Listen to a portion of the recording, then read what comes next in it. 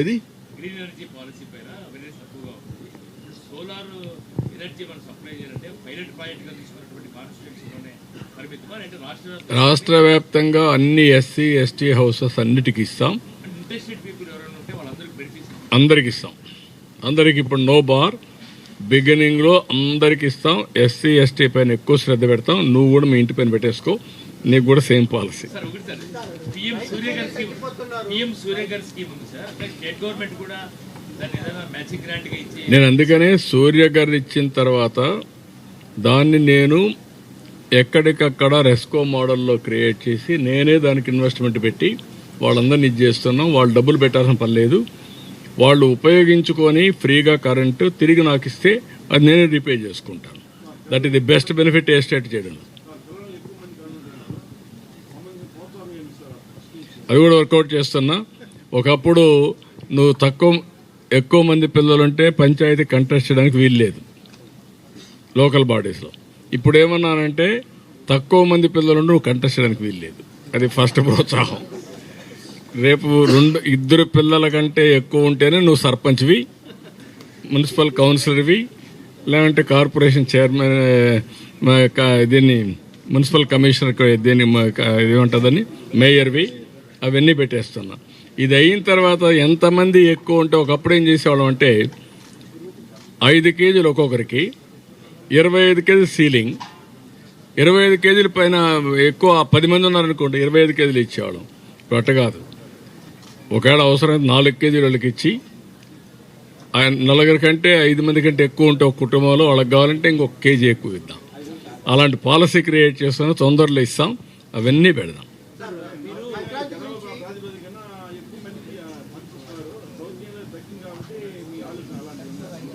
ఏది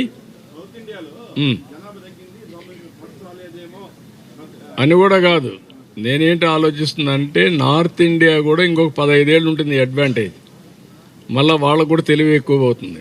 ఇప్పుడు మీరున్నారనుకోండి, మీ తల్లి తండ్రి 4-5 మంది పిల్లలు పుట్టించారు, మీరు వస్తాను ఒకరికి వచ్చేసారు, 2కి వచ్చారు.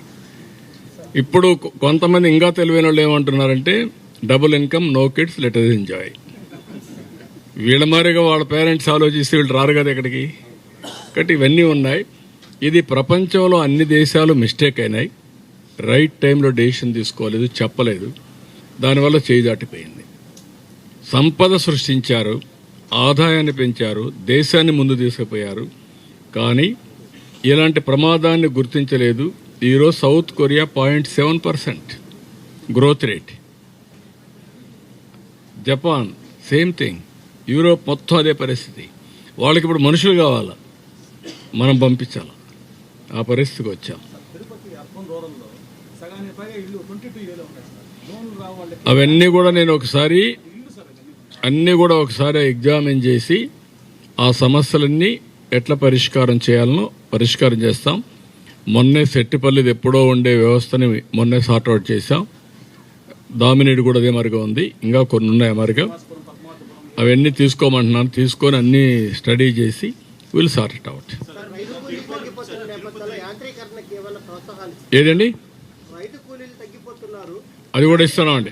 మోడర్నైజేషన్కి అందుకనే ఎక్కువ పెట్టాం. అవి కూడా ఇస్తున్నాం.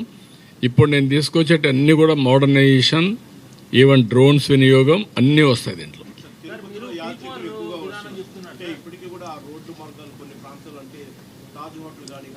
మొత్తం చూస్తాను బ్రదర్. అవన్నీ కూడా ఏ విధంగా అప్డేషన్ రోడ్లే ఇప్పుడు అన్నీ కూడా ఇది అయినాయి. ఇప్పుడు మీరు చూస్తే తిరుపతి డెవలప్మెంట్ అంతా నేను ఉన్నప్పుడు చేసిందే కదా. మొన్న కూడా గరుడ వారధి పెడితే దాన్ని కూడా కంప చేశారు కదా. నేను ఎక్కడ తీసుకురావాలి దాన్ని? నాటు కపిల్ తీర్థం ఇక్కడ రావాల్సిన దాన్ని అలిపిరికి రావాల్సిందని కపిల్ తీర్థం కూడా ఆపేశారు. ఇలాంటి చాలా జరిగాయి. ఈ పక్క రోడ్డు కూడా ఏంటి, నేరుగా అలిపిరికి కనెక్ట్ చేయాలా ఈ రోడ్డు, చిత్తూరు రోడ్డు, దాన్ని ఎటు తీసిపోయి కాలూరు కలిపేశారు. ఇలాంటి చాలా జరిగాయి. ఇవన్నీ మళ్ళా కరెక్ట్ చేసి తిరుపతిని వన్ ఆఫ్ ది బెస్ట్ సిటీగా విశాఖపట్నం, అమరావతి, తిరుపతి, కర్నూలు ఇలాంటి మేజర్ సిటీస్, నెల్లూరు ఇలాంటి సిటీస్ ఉన్నాయి. అవన్నీ కూడా నెక్స్ట్ లెవెల్కి తీసుకెళ్తాం. ఓకే.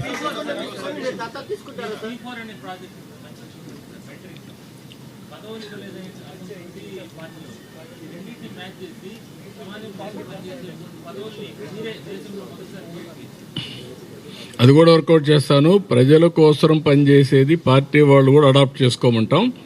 వాళ్ళు కూడా అడాప్ట్ చేసుకుంటే సర్వీస్ కింద ఇది ఒకటి పెడతాను. ఇప్పుడు మాకు మా వీళ్ళందరూ రెఫరల్ పెట్టాం పార్టీలో. రెఫరల్ పెట్టి ఒక్కొక్క వ్యక్తి ఎంతమంది మెంబర్షిప్ చేస్తారు చేయమంటే 1 కోటి మెంబర్షిప్ వచ్చింది మాకు. ఫస్ట్ టైం చరిత్రలో ఏ పార్టీ, ఒక ప్రాంతీయ పార్టీ 1 కోటి మెంబర్లు ఆన్లైన్లో చేసిన సందర్భాలు ఎక్కడా లేవు. అది వచ్చింది. ఇప్పుడు నువ్వు చెప్పింది కూడా వర్కౌట్ చేస్తాం.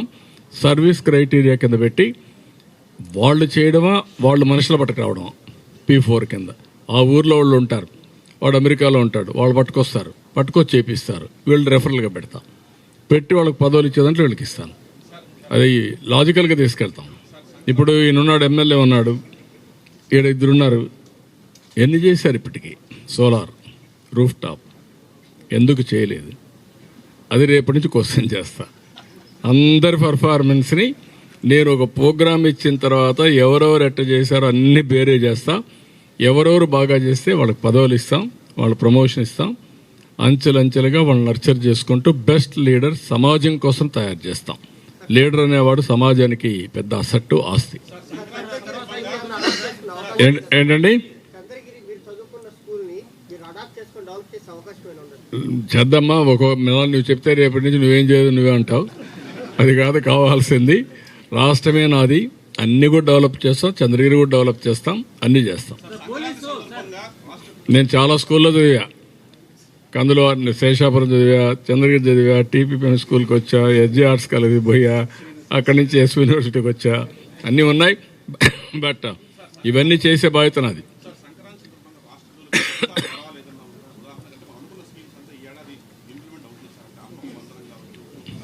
నేనేమంటానంటే, నేను ట్రాన్స్పరెంట్గా ఎవ్రీథింగ్ చెప్తున్నా. నేను సంపద సృష్టించి, సంపద వల్ల ఆదాయాన్ని పెంచిన ఆదాయాన్ని ప్రజలకు మళ్ళా చేరవేసే బాధ్యత నాదని చెప్పాను. ఆ పనే చేస్తున్నా. ఇది ఎప్పటికప్పుడు చేస్తా వస్తా. దీంతోనే ఆగవు. అందుకే P4 కూడా తీసుకొచ్చా. వినూత్నమైన కార్యక్రమాలు ఆలోచిస్తున్నా. ఇంత మునుపు జరిగిందంతా సంపద సృష్టించకుండా అప్పులు చేసి రాష్ట్రాన్ని దివాలా తీపిచ్చే పరిస్థితికి వచ్చారు. ఇప్పుడు అట్ట కాదు, ఆదాయం పెరగాలి. ఇప్పుడు మీరు ఉదాహరణకు మీరు చూస్తే ఎవ్రీ టైం 1% గ్రోత్ రేట్ పెరిగితే 16,000 కోట్ల రూపాయల అదనంగా ఆదాయం వస్తుంది రాష్ట్రానికి. 1% గ్రోత్ వస్తే, 3% గ్రోత్ వస్తే 3/16 48,000 కోట్లు వస్తుంది. 48,000 కోట్లు సంవత్సరానికి పెంచుకుంటూ పోతే ఎంత ఆదాయం వస్తుందండి? పెరిగిందా? అడ్డదొడ్డంగా మాట్లాడుతున్నారు. రేపు ఎల్లుండో ఈ రాబోయే రోజుల్లో ఏం జరుగుతుందో అది కూడా నేను 16వ తారీఖున రిలీజ్ చేస్తున్నా. ఎల్లుండి రిలీజ్ చేస్తాను. GSDP ఈ సంవత్సరంలో ఎంత పెరిగింది, తెలుగుదేశం వస్తానే ఏ విధంగా ప్రవర్తించింది కూడా రిలీజ్ చేస్తాను. మీకు ప్రజల చైతన్యం చేస్తా. అది చేస్తే మీకు అర్థమవుతుంది ఏమి నష్టపోయారో ఈ రాష్ట్రం అని. ఈరోజు అందరిలో హ్యాపీనెస్ కనపడుస్తుంది కదా. ఎప్పుడన్నా చూశారండి 5 ఏళ్ళు ఇది? కనీసం ఎప్పుడన్నా ఇలాంటి మీటింగ్ పెట్టారా? మీరు ఎప్పుడన్నా మాట్లాడారా మీరు ప్రెస్ వాళ్ళు? That is where I'm saying what happened. అలాంటి రాజకీయాలు మనకు కావాలని అడుగుతున్నా. నేను చెట్టు కింద కూర్చొని రాజకీయం చేస్తున్నా, రచ్చబండ మీద కూర్చొని రాజకీయం చేస్తున్నా. మనుషులు పట్టుకొచ్చే రాజకీయం చేయడం నేను బలవంతంగా అవసరం లేదు. That is where we are having. ప్రజల్ని భాగస్వాములు చేసి ప్రజా చైతన్యంతో ఈ రాష్ట్రాన్ని ముందుకు తీసుకుపోయే కార్యక్రమానికి శ్రీకారం చుట్టాను. ఇది sustainable model. Will do it. Thank you.